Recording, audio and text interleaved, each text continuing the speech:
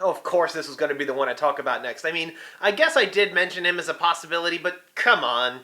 Ah, well, Yokai Watch 2 comes out like tomorrow, so I guess now's as good a time as ever to talk about a yokai from Yokai Watch 1.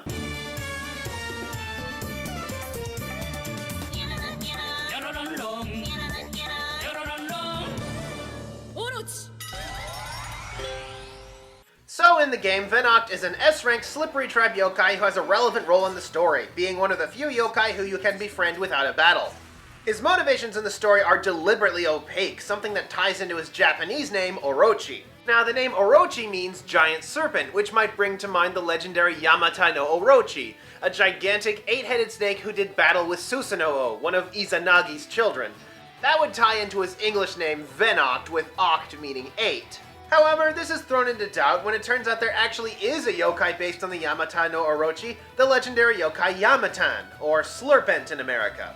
This means that his English name is likely a case of mistaken identity. Or is that just what he wants you to think? It turns out Orochi is likely based on Orochimaru. Who's based on Orochimaru? I mean, it makes sense, right? Orochi looks like if Orochimaru tied his hair back and was 50 years younger, I guess to give him that smoldering Sasuke look. That and the Yamata no Orochi taking on the form of a boy with 3 heads doesn't really seem to make much sense, whereas turning your scarf into a pair of snakes sounds right up Orochimaru's alley. Both versions are based on the villainous character of the same name from the 19th century folktale Jiraiya Goketsu no Monogatari, or the story of the gallant Jiraiya. Hey, there's another familiar name. In this story, Orochimaru, under the influence of a demonic snake, has amassed great power and destroyed rival ninja clans through acts of political subterfuge and other treachery. Jiraiya, a ninja who carries prominent frog magic, seeks to defeat Orochimaru with the aid of a slug magic-using woman named Tsunade. I think you see where this is going.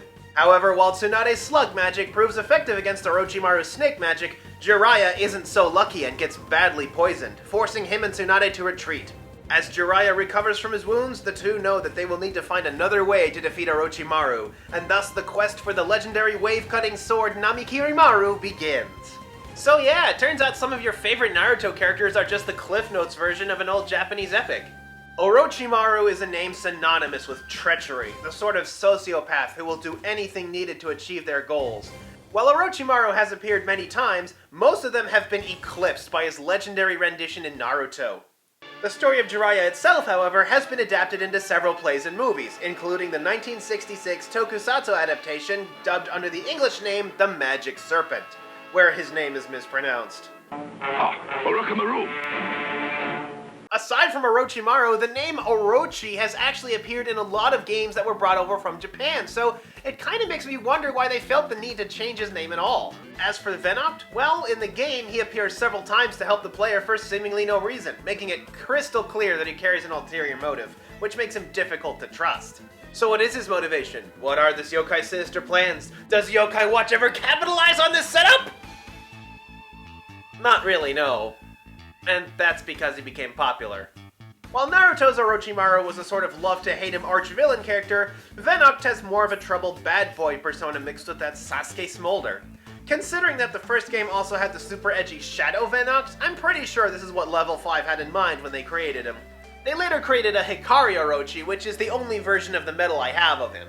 Thus, a lot of the treacherous Orochimaru persona was dropped, and as a result, when Venoct appears in the anime, he is instead the vengeful spirit of a boy whose hometown was destroyed by a being known as Red Jay, a heinous, red-furred beast in a strange yellow belt with an insatiable appetite for evil!